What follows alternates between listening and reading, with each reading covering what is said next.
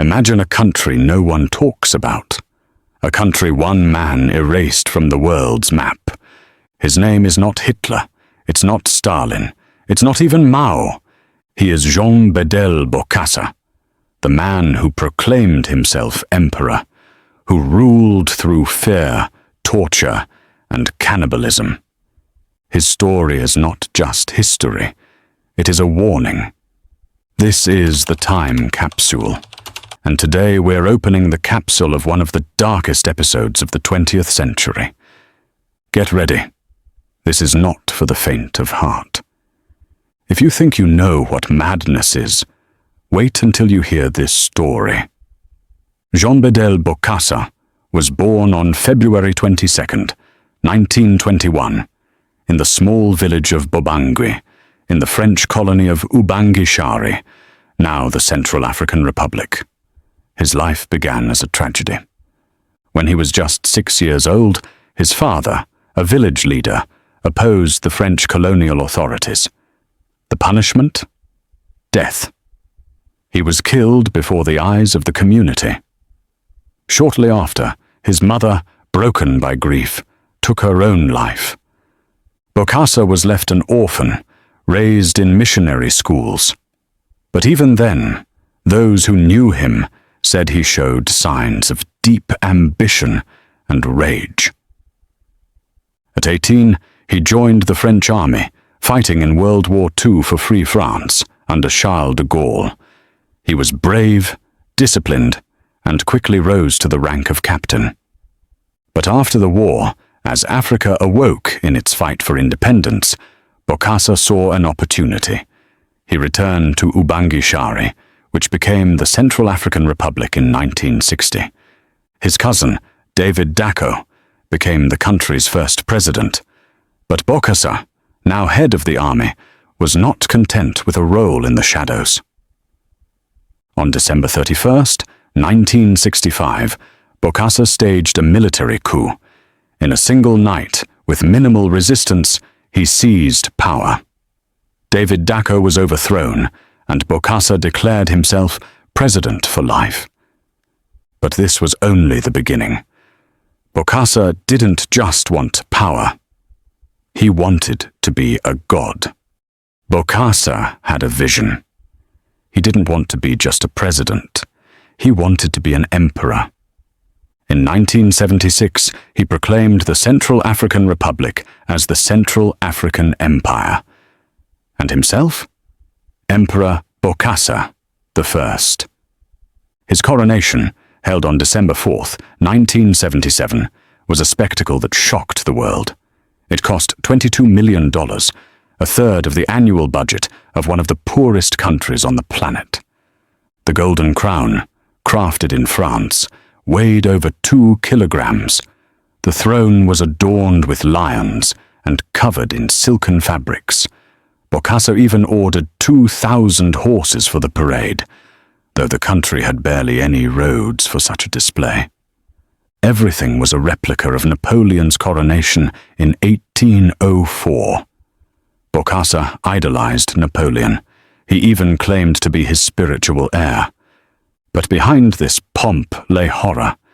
His subjects were forbidden from looking him in the eye. Anyone who dared insult him, even unintentionally, was arrested. Jokes at his expense? Death penalty. Poor grades in school? Prison. Bokassa created a cult of personality worthy of the worst dictators. His portraits were everywhere, in schools, offices, even churches. Radio stations constantly played songs about his divine wisdom. And then he began to show his true face. Warning. The following section contains disturbing details. If you have a weak stomach, now might be the time to pause. Bokassa's regime was not just brutality, it was systematic terror. His prisons, like the notorious Ngaragba, were true antechambers of hell. Political opponents, intellectuals, even ordinary citizens who spoke out of turn, all ended up here. Torture was a daily occurrence. Mutilations, beatings, electric shocks.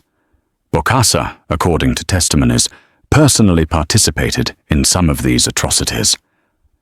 But what makes Bokassa unique and chillingly fascinating are the accusations of cannibalism. Numerous witnesses, including his former servants and palace staff, claimed that Bokassa kept human flesh in the refrigerators of his palace. He allegedly ordered special meals to be served, the flesh of political rivals or even children. One of the most shocking incidents occurred in 1979, known as the Bangui Massacre. A group of students protested because they were forced to wear expensive uniforms, which, of course, were sold by Bokassa's family. Bokassa's response? He ordered the students, aged between 8 and 16, to be arrested. Around 100 children were beaten to death in prison. Some bodies were thrown into the Ubangi River, while others were buried in mass graves. The world was horrified. Even France, which had long supported Bokassa for economic interests, began to distance itself. But Bokassa? He believed he was invincible, that he was above all laws, human and divine. Bokassa's end came faster than anyone expected. In 1979, while he was traveling to Libya, France decided enough was enough.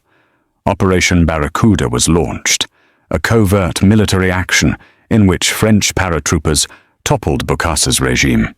Within hours, Bokassa was overthrown. The people took to the streets, not so much to celebrate as to confirm that the nightmare was truly over. Bokassa fled into exile, first to Ivory Coast, then to France.